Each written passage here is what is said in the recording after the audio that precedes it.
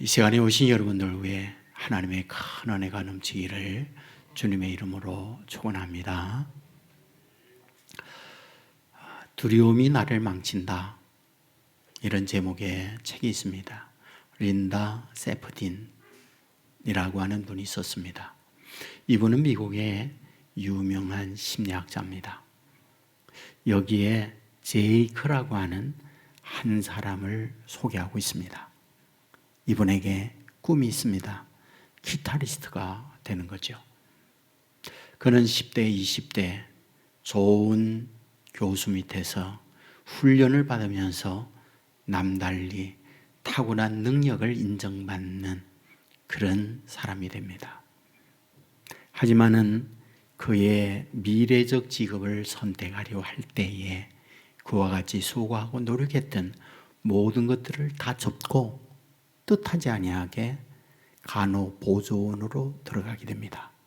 그는 그곳에서 일을 하면서 주위에 예쁘장하고 명랑하고 마음에 드는 여인들이 많이 있었지만은 한 번도 데이트 신청을 못했습니다.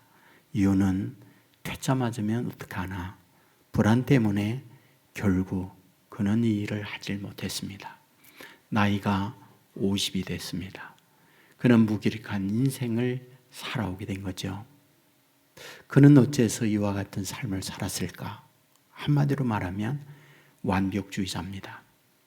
한마디로 말하면 미래에 대한 불안이 그의 삶을 위축하게 만들었고 이런 무기력한 삶을 살도록 만들었다 라고 말을 하면서 미래에 대한 두려움은 그 인생을 망치게 만든다라고 이 책에서 쓰고 있습니다. 사람이라는 건 누구나 미래를 생각할 때 불안이 도사리고 있습니다. 2년 전 코로나19가 창궐할 줄 누가 알았어요? 이후에 델타 변이가 와서 이런 전염성이 더 강해질 줄 누가 알았어요? 오미크론이라고 하는 또 다른 변이가 우리를 강타하리라 누가 예측을 했겠어요? 사람의 미래는 예상 못한 질병, 사고, 자연재해, 수많은 불안한 일들이 도사리고 있습니다. 여러분, 이런 미래를 생각하면 우리의 삶을 위축할 수밖에 없고 미래에 대한 오늘을 가불해서 두려워 뜬다면 그의 삶은 불행한 결과를 낳을 수밖에 없다. 이런 말이 되는 거죠. 여러분, 오늘 본문에서 우리들에게 무엇을 말씀하려고 하는 걸까? 누구나 인생살이에는 이런 불안함이 있지만 이 불안, 두려움을 어떻게 극복해야 하느냐? 이 부분을 우리에게 말씀해 주고 있다. 이런 말씀이 됩니다. 본문 31절에 보면 나로 유대에서 순종하지 아니하는 자들로부터 근짐을 받게 하고 라고 되어 있어요. 말씀의 배경을 우리는 지난주에서 들으면서 이해하고 있어요. 바울이 로마에 있는 교인들에게 편지 보내면서 나는 당신들에게 꼭 갈 겁니다. 스바나에 가게 되는데 스바나에 가면서 당신들에게 경유해서 가겠습니다. 라고 하는 글을 썼던 거 보았어요. 하지만 곧바로 로마에 갈 수는 없어요. 마게도냐 교인들이 예루살렘 교회의 성도들을 위하여 헌금한 것이 있습니다. 그것을 전해주고 당신들에게 가겠습니다 라는 말씀을 지난주에 들었습니다. 자, 그런데 오늘 본문에서 뭘 말씀합니까? 내가 그곳에 갈 때 유대인들로부터 나를 건져주기를 기도해 주십시오 라는 말씀을 하고 있다. 이런 말이 됩니다. 이 말씀의 내용이 무엇입니까? 우리는 사도행전 20장에서 이제 자신이 예루살렘에 가면서 그곳에 어떤 일이 있는지에 대한 말씀을 해요. 예루살렘에 갈 때에 어떤 일이요? 무슨 일을 당할지 나 모른다. 하지만 분명한 게 있다. 화려한 꽃단장의 카페트가 깔린 길을 가는 것이 아니라 가시밭길이요, 환난과 어려움이 자기의 삶을 기다리고 있다라는 얘기를 합니다. 사실 사도행전 20장에서 이 말씀을 하고 나서 21장에 예루살렘으로 가요. 그때 바울이 예루살렘에 왔다는 소문이 쭉 퍼지죠. 많은 사람들이 모여서 바울에게 달려들어서 성 밖으로 끌어내죠. 그리고 린치를 가하고 폭행을 가함으로 말미암아 성경에 보면 거의 죽은 상태가 되었다라고 말을 해요. 이 소문을 누가? 천부장이 듣습니다. 급히 군대를 동원하죠. 폭동을 제압합니다. 그리고 천부장이 명령 내리죠. 바울에게 쇠 사슬로 채우라. 그리하여 사슬에 묶이게 되었던 것을 보게 됩니다. 여러분, 바울이 누굽니까? 바울은 다메섹에 있는 예수 믿는 사람을 잡아주기 위하여 갈 때 주님이 찾아왔어요. 사울아 사울아 네가 어찌하여 나를 비박하느냐? 주여 누구십니까? 나는 내가 비박하는 예수다. 그리하여 주님을 만나요. 그리고 난 이후 주님께서 바울에게 주셨던 말씀 아시죠? 너는 나의 택한 그릇이다. 이렇게 말씀했어요. 주님이 특별히 택하여 그를 불러주었습니다. 그렇다면 주님이 동행하고 그의 인생길을 복되게 만들어야 되는 게 아닌가라는 거잖아요. 저는 군대에서 참모의 동생이 함께 근무했던 적이 있거든요.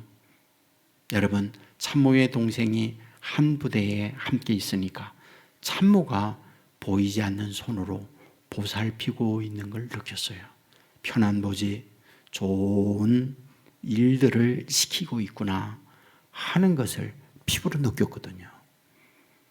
여러분의 회사에서 회장님이 여러분을 특별히 보호한다, 승승장구하잖아요. 어떤 공동체에서 학연이나 지연이나 기타 등등의 관계를 갖고 있는 분이 제일 위에 높은 자리에 있다. 당연히 혜택을 입는 거잖아요. 전능하신 주님께서 특별히 지명하여 불렀고 뭐라고요? 너는 나의 택한 그릇이라고 말씀해 주었다고 한다면 어때요? 그의 앞날에 승승장구와 축복의 미래가 열려지는 것, 이것이 바울의 인생이어야 하잖아요. 그러나 실제는 반대였다고요. 어려운 시련들이 왔다고요. 내가 가는 길 무슨 일을 당할지 모르는 불안한 가운데 올라간다고 고백하고 있다고요. 이럴 때 이런 가운데서 이 어려움을 이겨낼 수 있는 힘 뭘까요? 바울은 이것을 본문에서 말을 하는 게 있어요. 그것은 기도다라고요. 여러분, 특별히 31절에 보면 근짐받게 하시고 라는 말이 있어요. 이 근짐받게요 라는 이 말 헬라어를 보면 리오마이라는 단어를 썼거든요. 이 말은 우리가 운동회 할 때 천군 백군 줄다리기를 합니다. 그러면 줄다리기를 할 때에 백군이 힘을 내서 천군의 줄을 우리 쪽으로 끌어올 때에 이것을 근짐받게 하시고 라고 하는 단어를 쓰고 있다. 그런 말이 됩니다. 어째서 바울은 이 말을 쓰고 있는 걸까요? 로마에 가기 전 예루살렘에 갑니다. 그런데 예루살렘은 누가 있어요? 유대인들이요. 유대인들은 어떤 사람이요? 유대교를 믿는 사람들이요. 유대교는 어떤 교회요? 율법이 구원을 얻는다는 거예요. 지금 바울 안에 뭐가 있어요? 복음이요. 복음이 뭡니까? 율법의 행위로 의롭지 못한다 할지라도 믿음으로 의롭게 되고 구원받는다라는 것이 복음을 믿는 자의 신앙이잖아요. 다시 말씀드리면 예루살렘에 올라가면 유대인의 거대한 집단과 복음을 믿는 자기와 뭐예요? 줄다리가 이어진다.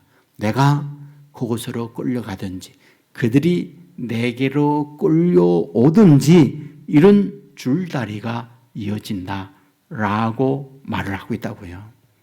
여러분, 저와 여러분이 이 땅 위에서 살면서 보이지 아니하는 영적 전쟁에 참여하고 있다는 건 너무 잘 알잖아요. 믿음으로 사는 우리 직장에, 믿음으로 사는 우리 사회에, 믿음으로 사는 우리 믿지 않는 가족들과 함께 지내게 될 때 보이지 아니하는 긴장, 보이지 않는 영적 전쟁이 있다고요.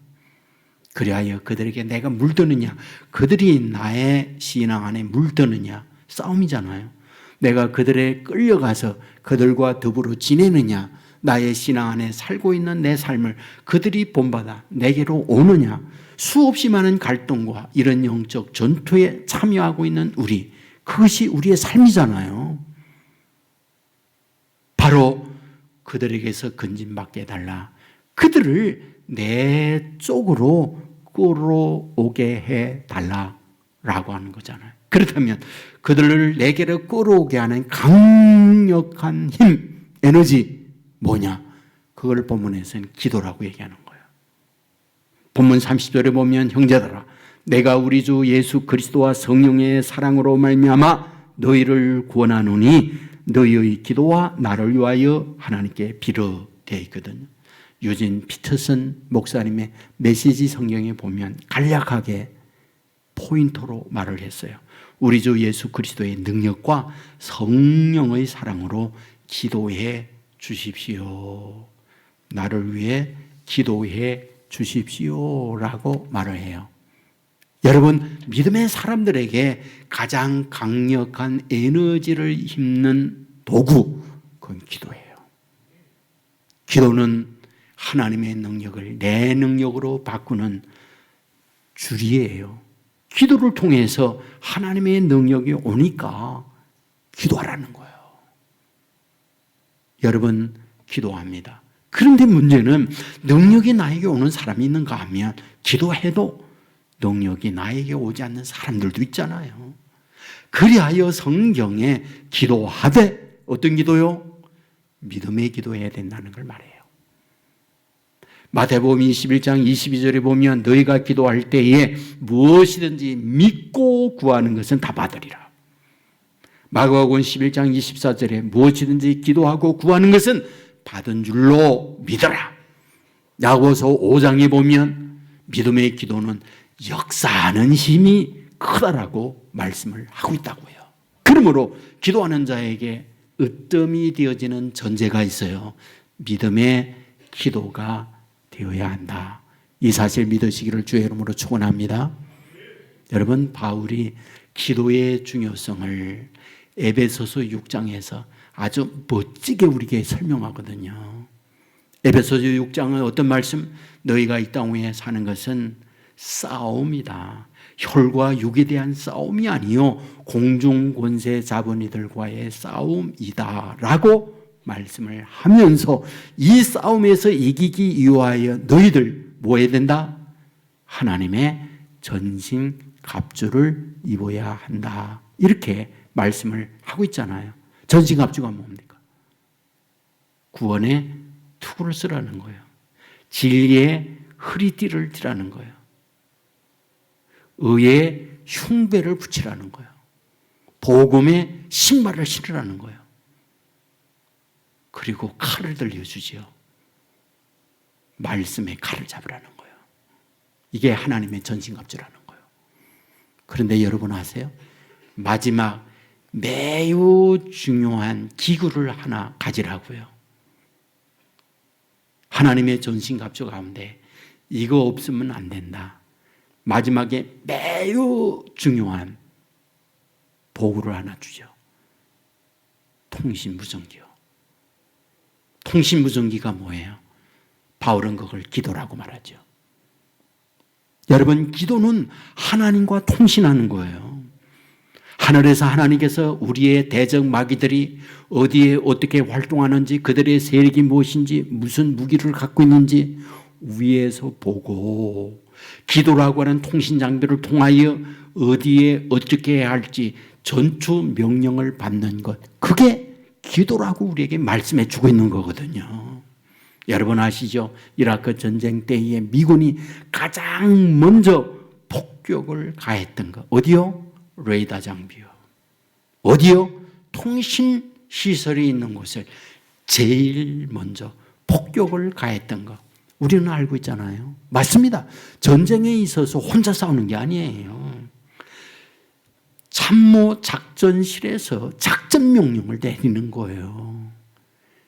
오늘 우리가 세상을 살 때 영적 싸움에서 하나님으로부터 작전 명령을 받는데 그 명령 라인이 뭐요? 기도라고 우리에게 말씀해 주고 있습니다. 여러분 골로새서에 보면 바울은 말합니다. 기도하면 하나님의 비밀을 알림 바 되어진다.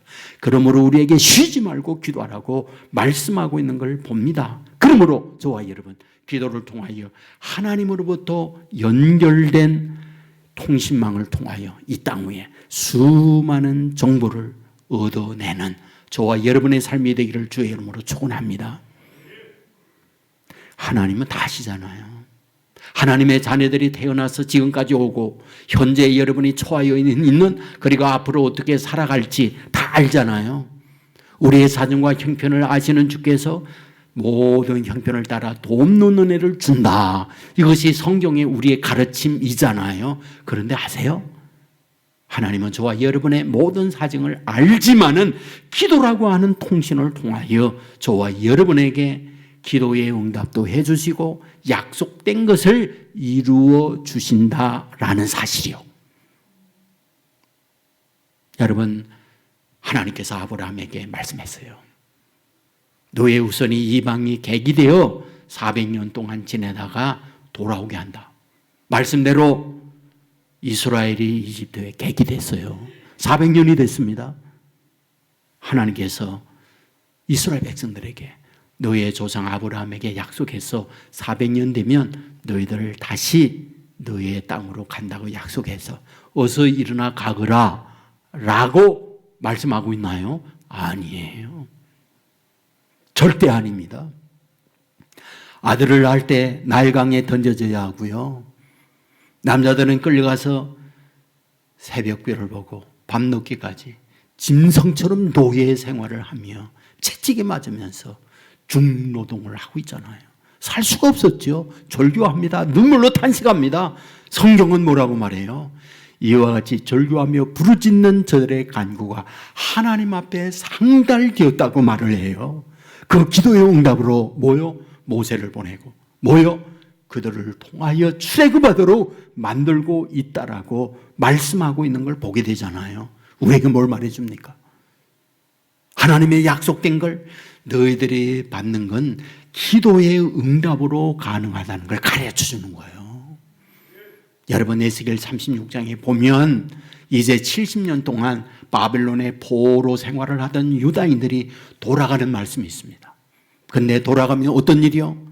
광야에 샘이 오르고요. 그리고 꽃이 피우고요. 그리고 열매를 많이 맞도록 만들어 주시고요. 그리고 짐승 새끼들이 풍성하게 만들어 준다고 말씀해요. 그리고 너희들에겐 질병이 없도록 만들어 주고요. 엄청난 축복의 약속을 쫙 말합니다. 그런데 여러분 뭐라고 기록하는지 아세요? 에스겔 36장 37절에 보면 그래도 너희가 구하여야 얻을지니라라고 기록해요. 이 얼마나 놀라운 우리를 향한 하나님의 심정을 말씀합니까?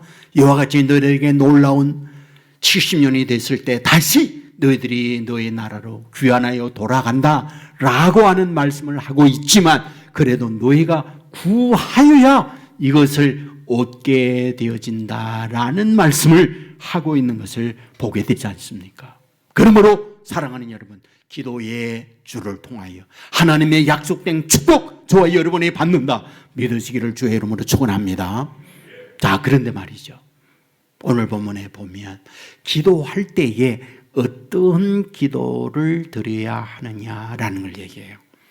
본문 30절에 보면 너의 기도와 나와 힘을 같이하여 나를 위하여 하나님께 빌어라고 되어 있거든요. 여기 힘을 같이하여 쉬나고니 사스다이, 쉬나고니 사스다이 이런 단어로 쓰여 있어요. 이 말은요, 운동 경기를 할 때에 혼자서 하는 게 아니라 팀 플레이를 이루어서 경기하다 이 말이거든요. 그러니까 경기예요. 내 편, 내 편이 있어요. 그런데 나 혼자 잘한다, 패스 없이 들려가다가는 골 못 넣습니다. 서로 간에 패스하고 빈자리에 보내고 그래야 골을 넣는 거잖아요. 힘을 합해요. 팀워크예요. 여러분, 로마인들이요, 강력한 군사력을 가지고 많은 식민지를 만들고 많은 재산을 끌어모으면서 경제적 부유가 되니까 그때 한 게 먼저예요.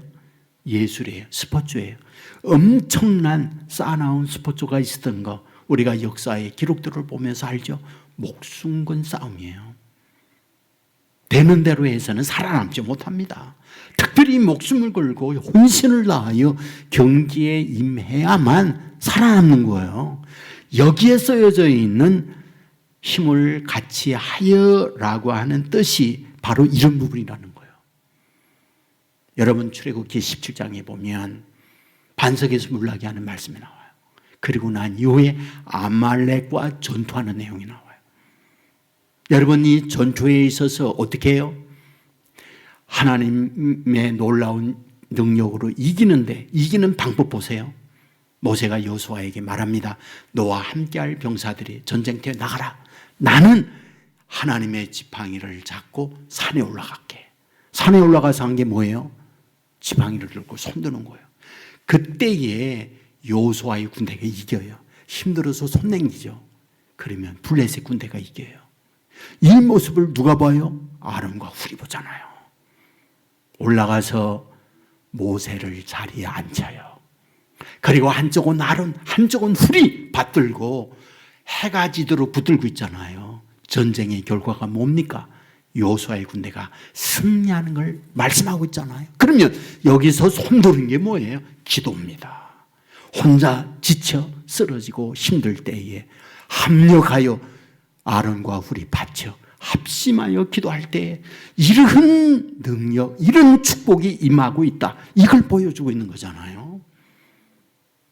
여러분, 세계적인 부흥사 D.L. 목사님에 대하여 많이 알고 있을 거예요.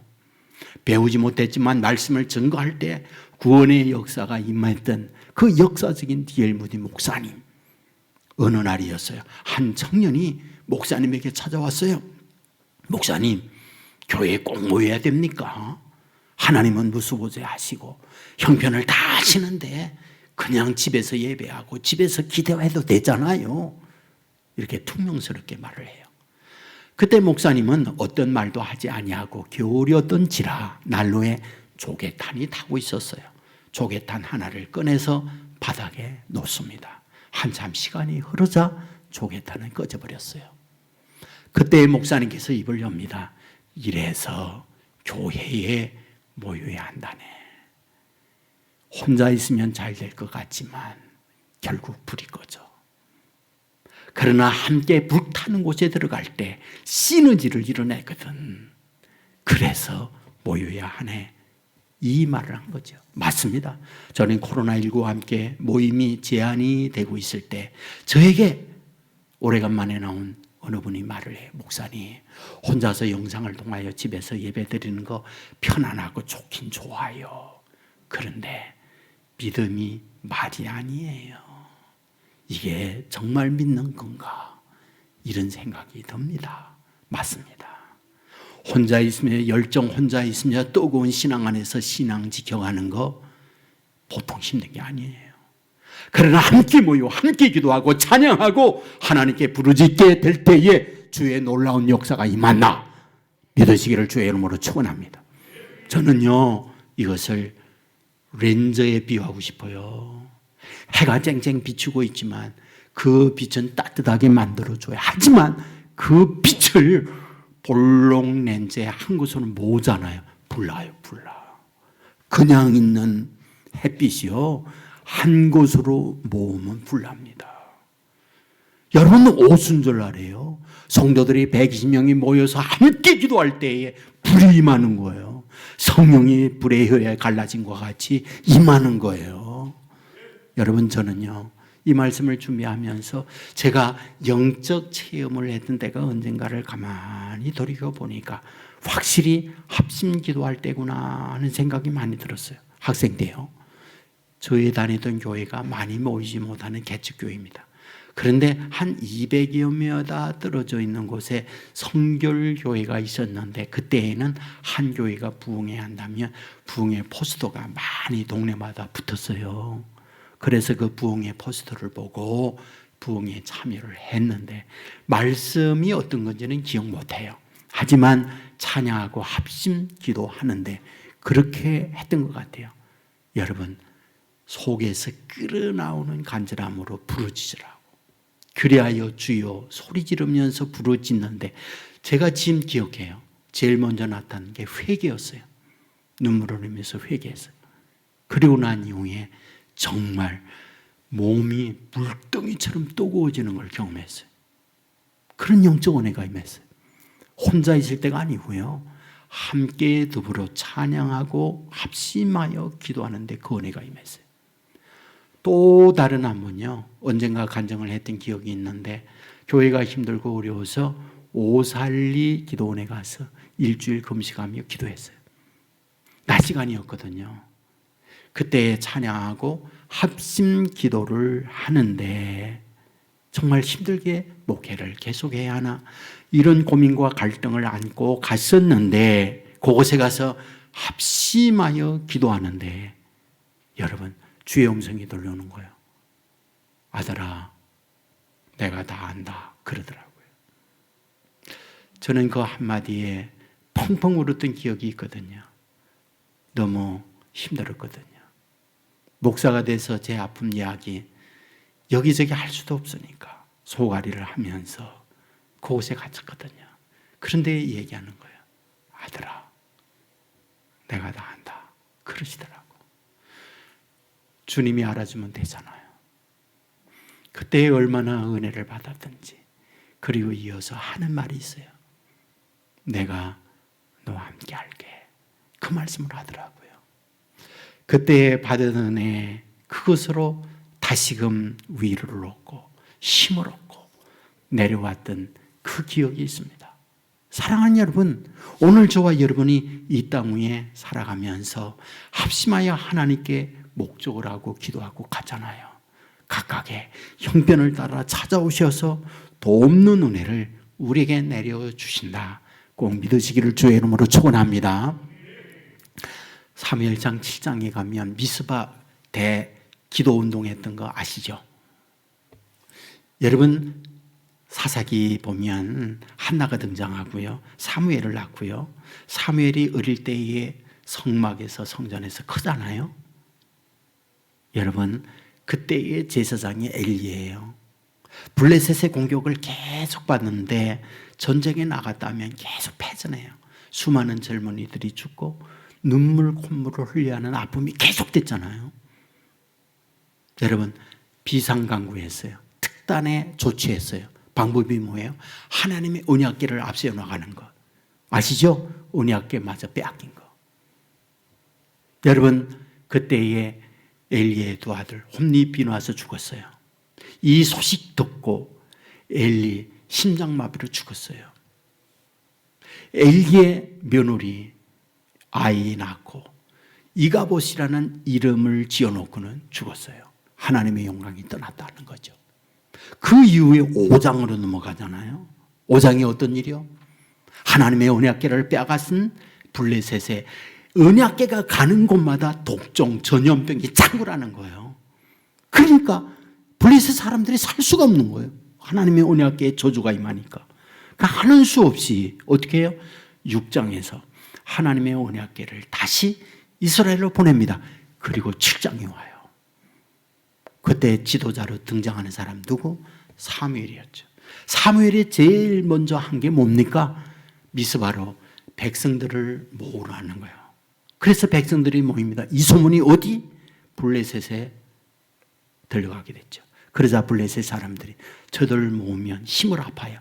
우리를 칠지 모른다. 그러므로 미리 저들을 치야 된다고 블레셋 사람들이 달려왔잖아요. 여러분, 이때 사무엘이 한 게 뭡니까? 우리가 하나님 앞에 마음을 합쳐 부르짖자는 거였어요. 우리가 마음을 합쳐 부르짖자, 그거였어요. 그때 이스라엘 백성이 미스바에 모여서 절교하며 하나님의 도움이 없이 못 산다고 부르짖게 될 때 어때요? 무슨 일이요? 우레가 임하죠. 그리하여 천둥번개가 임하면서 블레셋 사람들을 어지럽게 만들었다고 그랬어요. 그리하여 흩어지는 것을 이스라엘 백성이 침으로 말미암아 대승리를 이루었다라고 말씀하는 걸 보게 되잖아요. 무엇입니까? 힘을 합쳐서 하나님 앞에 기도하게 될 때에 이런 기적의 역사가 임하고 있다는 걸 말씀하는 거예요. 저는 믿음 생활하게 될 때 축복 중에 축복은 임마누엘이라고 생각해요. 하나님이 우리와 함께하는 것. 여러분, 마지막의 축도가 그거 아니에요? 성부, 성자, 성령 하나님 여러분에게 항상 함께 있을지어다. 왜 이 축도를 합니까? 그게 최고의 축복이니까. 그 축복을 하는 거잖아요. 이 땅 위에 살면서 전능하신 하나님이 저와 여러분과 동행한다.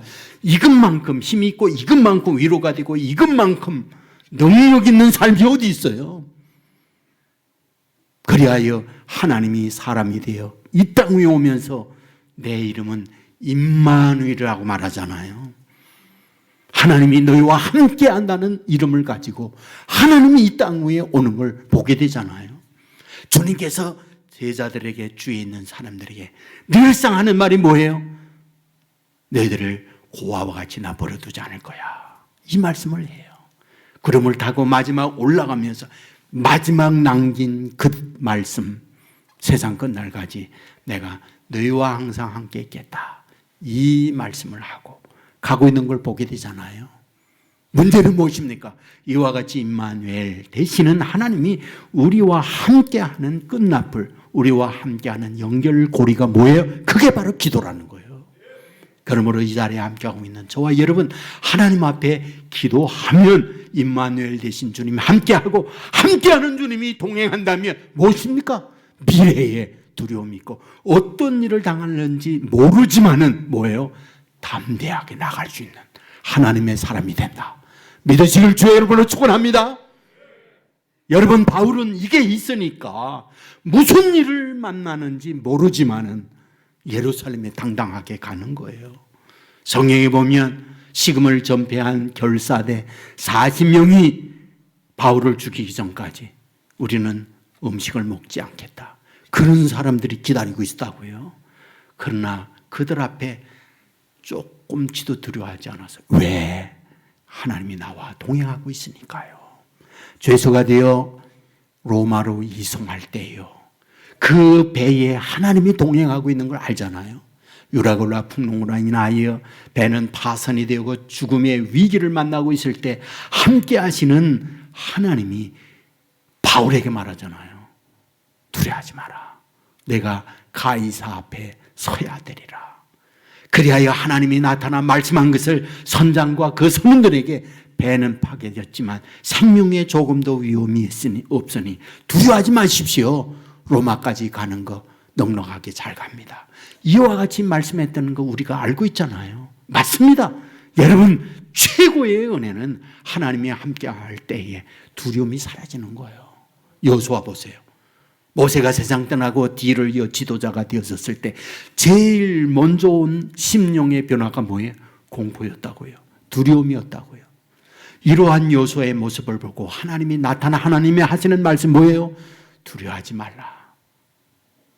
마음을 강하게 하고 담대히 하라 말씀을 해. 그리고 나서 이어지는 말씀, 모세와 함께 했던 것처럼 내가 너와도 함께 할게. 너를 떠나지 않을게.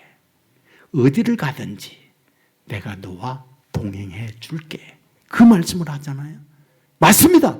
여러분, 전능하신 하나님이 함께 한다는 이 확실한 믿음을 갖는다면 앞에 요단강이 범람하여 기다리고 있으면 무엇이 문제입니까? 여리고가 기다리고 있으면 무엇이 문제입니까? 가나안에 거대한 거인들이 버티고 있다 한들 무슨 염려가 됩니까? 골리앗이 있어도 두렵지 않은 거죠. 왜? 전능하신 하나님이 내 편이고 나와 동행하기 때문인 거죠. 말씀을 통하여 믿음의 사람들에게 꼭 주고 싶은 거 이거예요. 하나님이 너희 편이다. 하나님이 너희와 함께한다. 누구와? 기도하는 자와 함께한다. 믿으시기를 주의 이름으로 축원합니다.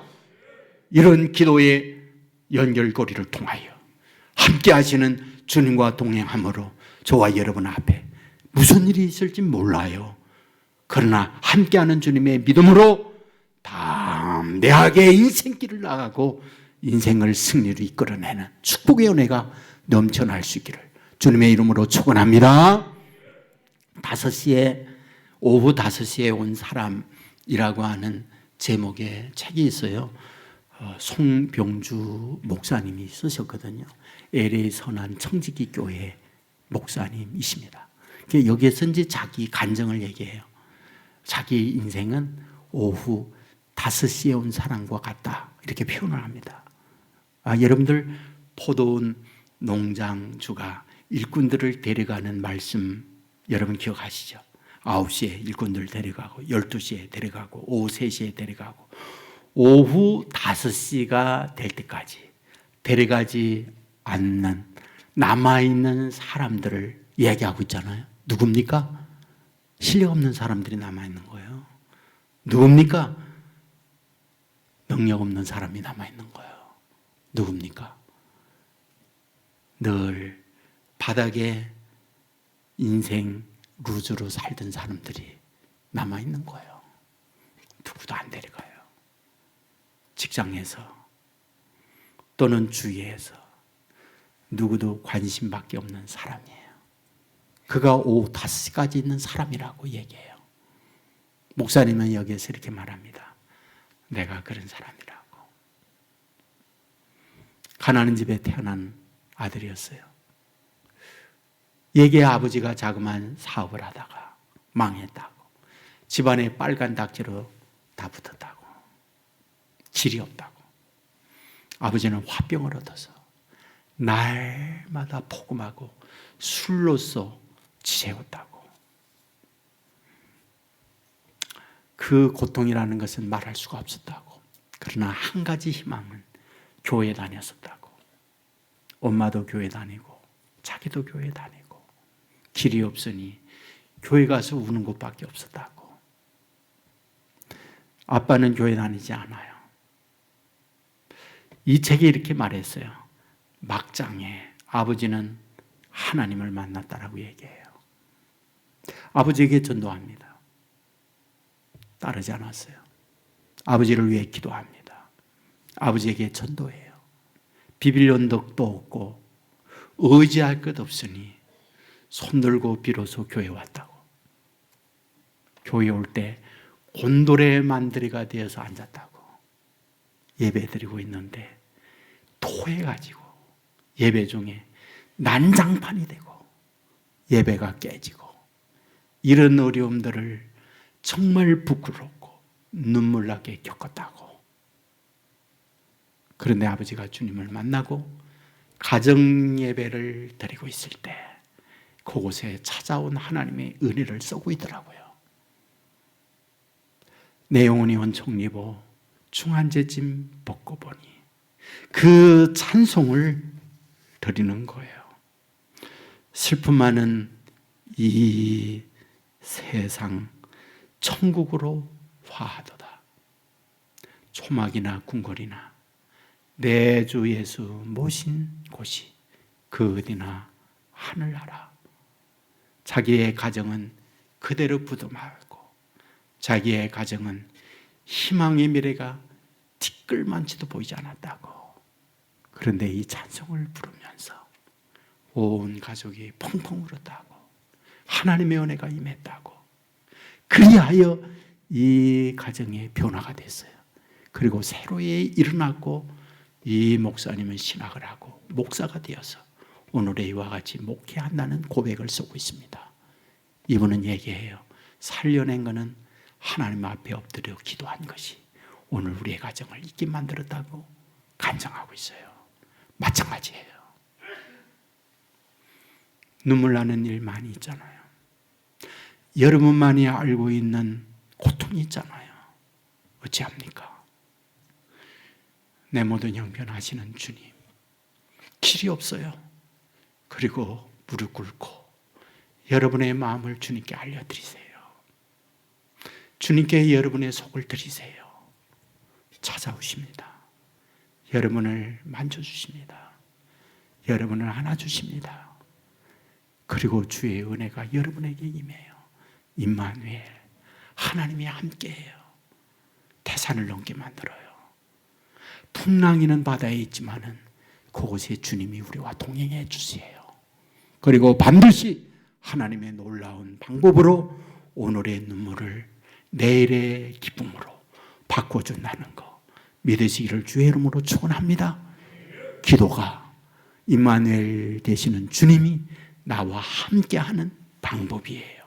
이 은혜 가운데에 함께 기도하며 이 축복을 누려 사는 저와 여러분의 삶이 되기를 주의 이름으로 축원합니다. 우리 모두 자리에 일어나서 뜻을 생각하면서 찬양하겠습니다.